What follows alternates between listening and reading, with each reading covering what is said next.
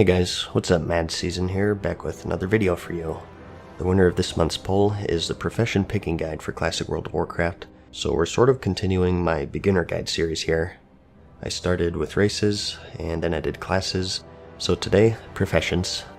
Following the scheme with my other videos, I'll try to cater more to the beginners into the classic scene, so just going over the basics here about what each profession is, and maybe some highlights and popular items of each one, their gold making potential, and also strengths for both PvE and PvP. And I'll also throw in my personal picks for each class at the end. The first thing I'll say is that professions as a whole are much more substantial in Classic compared to current, is the best way that I can put it, I guess. It is a bit counterintuitive. More and more recipes have been added over time, so how is it more substantial in Classic? Well, we'll get to that for each profession, but in general, point one is that this was still before the age of hyper-balance, where everything must be 100% even with each other. There are items that only certain professions could use, and they'd give you a monstrous edge in both PvE and PvP. And point two is, with gold being so hard to come by in general. In the modern game, you kind of get gold passively just by playing the game, through world quests or table missions, generous vendor prices, and so on. But back then, it's a struggle, so these professions are going to be vital. And point three is that some of them are quite grindy and difficult to level, which is just exacerbated by point two, so knowing what you want and what each one gives will save you a lot of time and money down the road, so you're not constantly switching around. We have 12 in total, and that's 9 primary and 3 secondary. Let's start with the primary professions first, specifically gathering, and work our way up from there. First up, we have the skinning profession. As you'd guess, you skin your slain enemies and harvest their precious hide. It's commonly paired with the leatherworking profession, where you can craft various leather and mail armor pieces, more on that later, but overall, it's not too different from the current game. I guess that maybe a unique quirk is that they're pretty vital for raid progression actually. You need to skin the broodmother of the black dragonflight, Onyxia, to harvest her scales, and those are used by leatherworkers to make a special cloak that allows players to survive the Nefarian fight in the Blackwing Lair. To skin her, you need to have a skill of 315, so with the cap being 300, you have to get special items and enchants to get you there, so there's more to it than just right-clicking enemies. You're going to want at least one Master Skinner along with your raids, because there are so many skinnable enemies that would otherwise simply waste away, so overall, a very important profession to have. Next up though, we have mining, which is commonly paired with blacksmithing and engineering. Same sort of deal here. It's not hugely different from the current game. You go around and harvest various mining veins spread throughout the world. A minor difference being that each vein has multiple hits, so they're a bit more time consuming to harvest. And combine that with the fact that back then you could actually fail at gathering, and the increased gathering time in general could mean that you'd be clicking on the damn thing for like a minute. Their special resource is Dark Iron, which can be found in the Molten Core raid, although it's not exclusive to the zone. But you make bars from this, and blacksmiths need those to make some fire resist gear, which is crucial for raid progression. Smelting them requires a bit of work though, as you have to complete a quest to learn the recipe, and you can only smelt them at the Black Forge, which is located deep inside the Blackrock Depths dungeon. There's also the Elementium ore, which you don't mine, but rather you loot off the technicians in the Blackwing Lair raid. But to smelt them, you have to be a miner. You learn the recipe from the Elemental Shaper Crixix, who's a hostile NPC found in the same raid, but if you have a priest, you can mind control him, and converse with him, and he'll teach you the recipe. Elementium is most notably used for the creation of the Thunder Fury legendary, which is the best tanking weapon in the game for Classic. So again, another crucial profession to have in your guild. And as for herbalism, for those who feel more at home frolicking through a field of flowers, this is the profession for you. This is typically paired with the alchemy profession, and this is largely unchanged from the current game in terms of functionality. You go around picking flowers. That's pretty much it. A frustrating thing is that just like mining, you can actually fail at picking them up. Don't even ask me how that works. Maybe you're a bit too manly like me, so you have to focus your thoughts on more feminine things to properly pick them up. But your big endgame material will be the Black Lotus, which is used for high-end flasks, and an item called the Gurubashi Mojo Madness, which you need for an optional boss in the Zul'Gurub raid. I guess one thing to say is that back then, you could only track one resource at a time on your minimap, either herbs or mining nodes, not both. So for those who want double gathering professions, you may be better off just grabbing skinning as a second, unless you feel like constantly switching between herbs and veins. Next, for the crafting professions, let's just go alphabetically here, starting with alchemy. With this, you of course make a variety of consumables to aid you in your adventures, and you have 3 types, and that's potions, elixirs, and flasks. Potions are a bit overpowered in Classic because you can use multiple ones in battle actually. In the current game, you'll notice after using a potion, the cooldown only starts ticking after you've exited combat. It's why pre-potting before pull is so important, but in Classic, the cooldown starts regardless if you're in combat or not. And you have the stuff that you'd expect: health potions, mana potions, rage potions for you warriors out there, and potions to absorb certain elements. Fire, nature, and frost are going to be the biggest ones for PvE.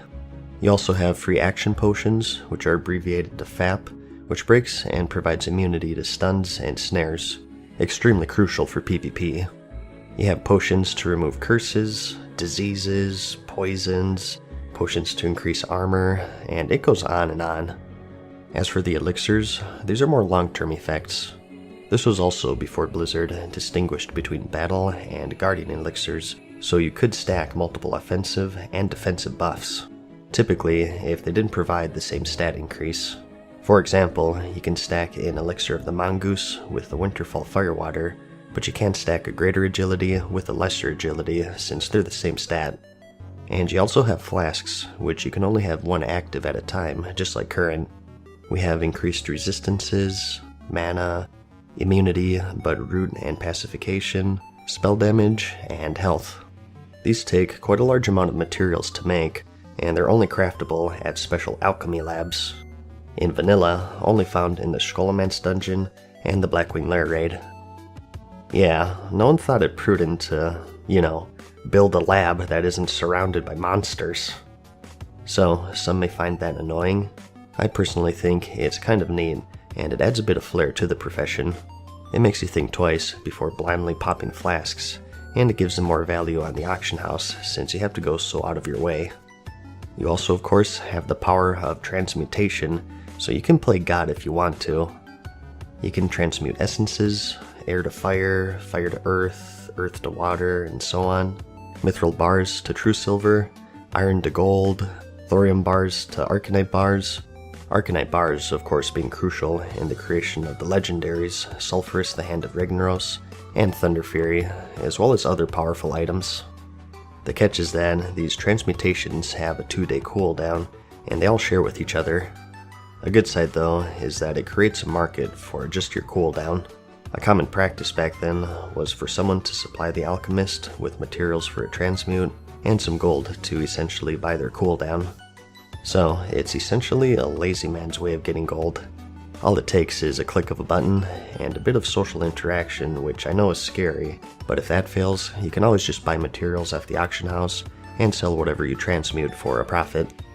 Overall, it's a pretty powerful profession for raiders. You can just buy all of the stuff on the auction house. They're not soulbound, of course, so if you're looking to min-max, it's not 100% essential to have alchemy. It'll just save you a ton of gold in the long run, and you'll even make quite a bit at the same time. Like I said, it's definitely the lazy man's way of making gold. I myself am planning on getting it on a plethora of characters and keeping stocked up on materials, so every 2 days I just cycle through them all and click a button to collect some gold. Good profession. Next, we have blacksmithing. This is your weapon and mail and plate armor profession, and it's a pretty common choice for the heavily armored paladins and warriors.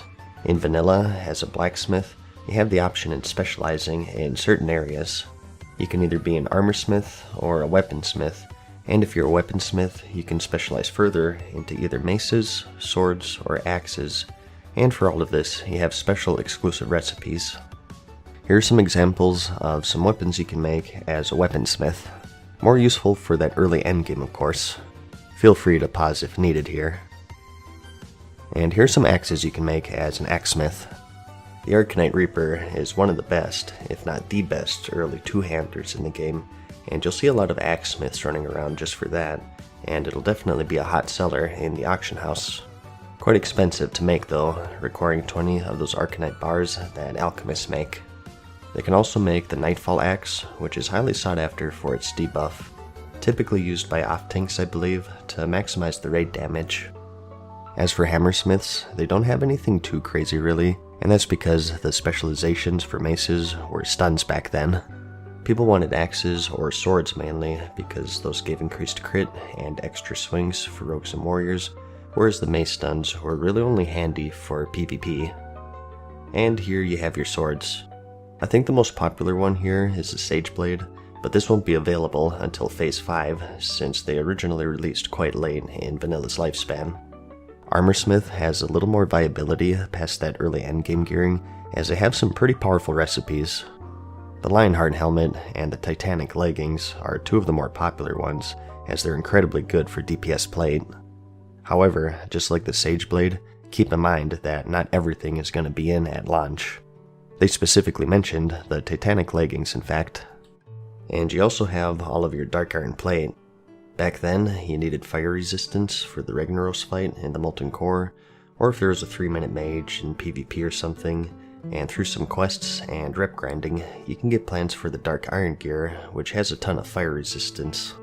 It's going to be crucial for that early raiding, so you'll be a valuable guild member if you get all the plans. Other key items will be your Sulfuron Hammer, which you need for the Hand of Ragnaros. You can also make Sharpening Stones and Weight Stones, which are buffs to your weapons.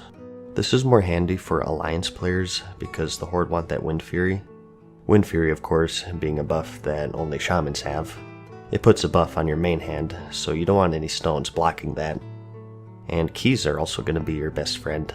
Sometimes you'll find yourself without a rogue in the group, or maybe you have one and they just haven't leveled their lockpicking, and in certain dungeons, you'll have these locked doors blocking your path, or locked chests taunting you. These keys can be a lifesaver, and make your group members quite happy.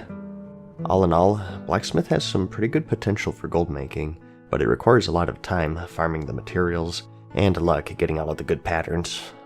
For the high-end stuff, you really have to put some effort in, but if you do it, and the earlier that you do it, the more you'll make. And they have some options for some steady gold too. Remember those Sharpening Stones and Weight Stones that I mentioned earlier.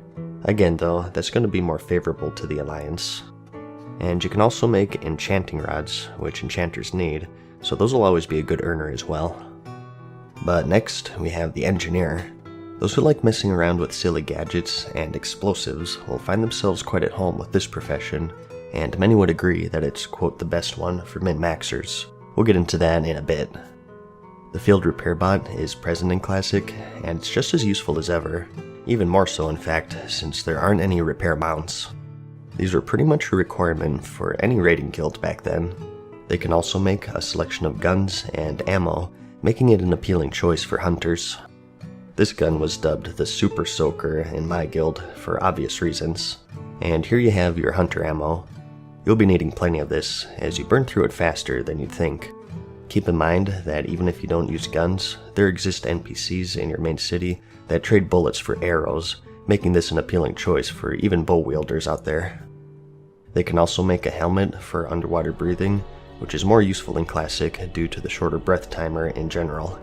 And you also have a selection of trinkets, which is notable since good trinkets are much harder to come by in Classic. My favorites were the elemental ones, where you could reflect spells. I always kept an ice reflector on hand for those pesky mages, and the fire one is especially useful if there's a 3-minute mage gibbing you. You also have the goblin jumper cables, which can sometimes bring a player back from death. Being a rogue who's quick with the vanish when things went awry, this saved quite a few corpse runs for my party, I'll tell you what. It's also great for a hunter who feigned death. And we also have the stun bombs. As an engineer, you have access to a variety of grenades that deal some AoE damage, and also incapacitate your enemies. There are a bunch of different ones, but as I remember, most people stuck with the iron grenades, since they were the most cost efficient.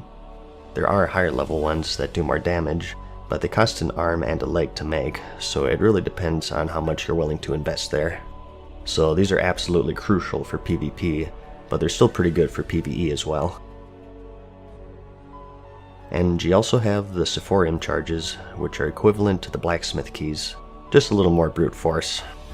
Similar to blacksmith, you have different expertises to choose from, just two this time, and that's gnomish or goblin.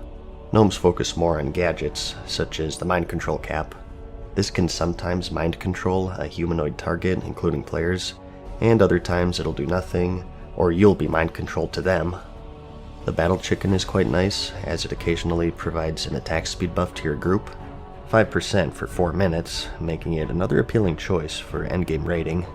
This is going to be a must for min-maxers and high-end raiding guilds. And you also have the rocket boots, which are a classic. These of course give you a really good speed boost, lasting for 20 seconds. The death ray trinket is another popular choice, requiring a decent cast time, but delivering some big burst damage to your target, even capable of critting. It's more used for PvP since it's all about that burst, the only downside being that it does drain some of your life. Most of these gadgets do have their downsides because they can fail in spectacular ways. The boots can give you a fear effect, the mind control cap can reverse like I mentioned, the belt can banish you for 20 seconds, and so on. Another downside is that a lot of this stuff is equipped, meaning that you have to forego your normal equipment and lose some vital stats. But you can also make a teleporter to Gadgetzan as a gnomish engineer. With traveling being so time consuming in Classic, stuff like this is going to be all the more valuable, so this is going to be a must if you decide to go gnome. A benefit of this is that it's pretty close to Silithus, so it's a big time saver when the gates of Ahn'Qiraj open up. And as for goblin engineering, as I said, these guys specialize in bombs. They also get some rocket boots, which are arguably worse than the gnomish ones, because if they fail, they break, and you have to craft new ones all over again. There was a bug that you could use to bypass this, but since they said Official Classic won't be emulating a lot of these exploits, I wouldn't count on this making it to the game. Their helmet is the Rocket Helmet, which is basically a charge and a 30-second disorient and a little stun to yourself. You saw this all the time in the old PvP videos, and it's going to be a lot of people's main reason for going Goblin. Goblin engineers get the Everlook teleporter, which brings you all the way to Winterspring. Not as useful in my opinion than the Gadgetzan one, since there aren't any raids nearby really. It is kinda close to Ashara though, which holds Azurgos, and with Winterspring being a higher level zone than Tanarus, it's also a better spot for high level herbs and mining nodes and whatnot, so maybe a bit faster for farming. But another popular item of theirs is the Goblin Sapper Charge, which deals some damage to yourself, but also to everything around you. 450 to 750 in fact, which is quite a lot, and with a 5-minute cooldown. You may be hollering that this is imbalanced, and that engineers have an obvious edge here, but again, it's just part of the game before everything had to be 100% balanced with each other. Those of you who've been paying close attention may have noticed that while these recipes require certain specializations to learn, most don't require them to use. You can switch specializations in Classic, either by relearning it entirely, or by using a special book that was introduced in patch 1.10. So some people, if they choose, can make these gnome or goblish only trinkets or items, and then switch to the opposite specialization. This is kind of getting out of the scope of the video though. Like I said, I just wanted to cover the basics, and if I keep going, I'll keep you here for like 3 hours, so let's move on. All of this is to say though, engineering has just amazing potential in Classic due to the unregulated nature of the game back then. It's going to be quite a popular choice for both PvE and PvP, and the only downside really is your gold making potential. It isn't hopeless, but you can do a lot better with other professions I feel. Engineering, when I played it back then, was always just a gold sink rather than an earner, because you constantly have to make these bombs as you use them up, and a lot of the items that you make require engineering to use, which hurts the demand. There's not much point in buying engineer stuff if you can just make it yourself. For the most part anyways, there are some exceptions. I think that a majority of people will go gnome, in which case the sapper charge will be a good earner since they can make it themselves. Remember, you can switch from gnome to goblin after you make your gadgets and get the best of both worlds, but not everyone is going to know about that. And engineers can also make the best fishing lure in the game, which you need for high-level fishing. And they can also make the salt shaker, which is required for leatherworkers to make one of their crafting materials. So, again, another great profession, and I have a lot more to say, but I've spent way too much time on this one already. There are plenty more handy gadgets that I haven't mentioned, but I'll just have a link to them in the description, so you can go through that yourself. This is about the halfway point, so we'll probably call it a video right here.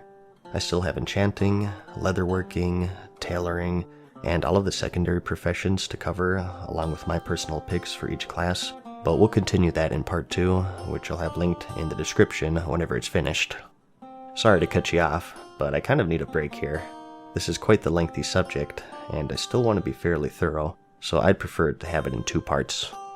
Regardless though, I hope you found the video helpful so far. Like it if you liked it, and I'll see you in the next one. Peace.